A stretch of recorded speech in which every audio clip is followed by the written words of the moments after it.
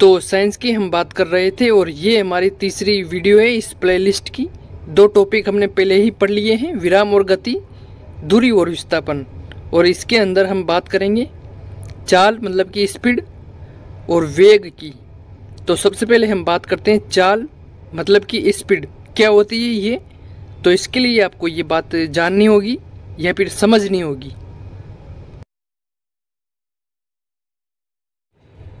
माना ये कोई आदमी है, आदमी वस्तु कुछ भी मान सकते हो आप अपने हिसाब से, जो अभी यहाँ पर खड़ा है और कुछ समय बाद मतलब कि इकाई समय बाद ये चलकर यहाँ पर आ जाता है। यहाँ से यहाँ आ गया इकाई समय में। इकाई समय आपको ध्यान में रखना है, बस इतनी सी बात है। इकाई समय आपको ध्यान में रखना है। तो इसकी परिभाषा हो जाएगी, चाल की परिभाषा हो जाएगी। तो इसको आप अपने हिसाब से अपने शब्दों में भी लिख सकते हो, लेकिन हम आपको बता देते हैं। किसी वस्तु में आप व्यक्ति, कार, बाइक कुछ भी मान सकते हो आप अपने हिसाब से। तो किसी वस्तु द्वारा इकाई समय में तय की गई दूरी या चली गई दूरी को ही उसकी चाल कहा जाता है। और हम आपको थोड़ी सी जानकारी और दे देते हैं। माना ये आदमी, इसकी दिशा इधर भी हो सकती है या फिर ऐसे भी जा सकता है या फिर ये ऐसे भी गति कर सकता है। तो इसका मतलब होता है कि ये मतलब कि चाल ये अदिश राशि है। अदिश राशि से मतलब होता है इसमें परिमाण तो होता है लेकिन दिशा नहीं होती है। परिमाण तो होता है लेकिन दिशा नहीं होती है। और दूसरी चीज़ आपको ध्यान में रखना है, इसका मात्रक। तो चाल मतलब कि स्पीड, तो इसका मात्रक होता है मीटर प्रति सेकंड। मीटर प्रति सेकंड इसका मात्रक होता है। तो उम्मीद करते हैं आपको चाल या फिर स्पीड के बारे में ये चीज़ें समझ में आई होगी।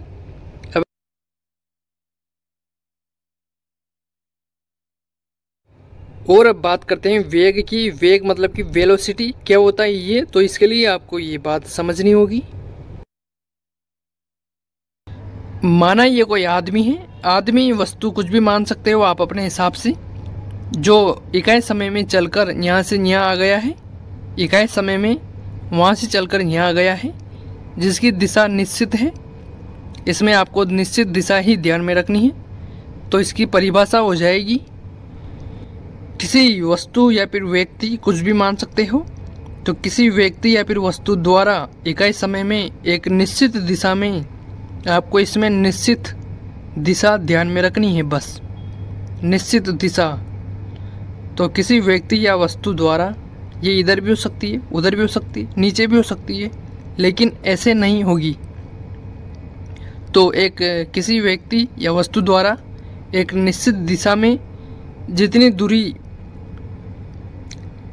दूरी तय करता है, मतलब कि कोई व्यक्ति या वस्तु एक निश्चित दिशा में जितनी दूरी तय करता है, यानी जितना या फिर जितनी विस्थापित होती है, वो उसका वेग कहलाता है, मतलब कि वेलोसिटी कहलाती है।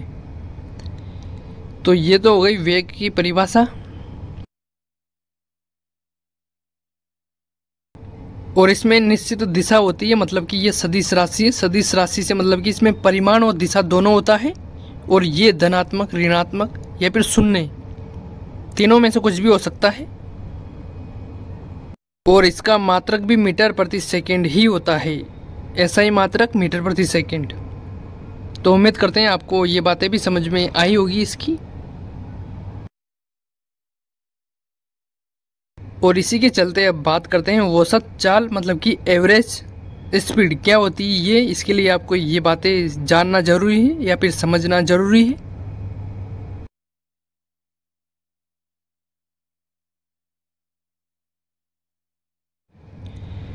माना ये कोई मकान है, एक मकान यहाँ पर है और ये कोई दूसरा मकान है जो कि कुछ दूरी पर बना हुआ है। ये फर्स्ट मकान है, सेकंड मकान।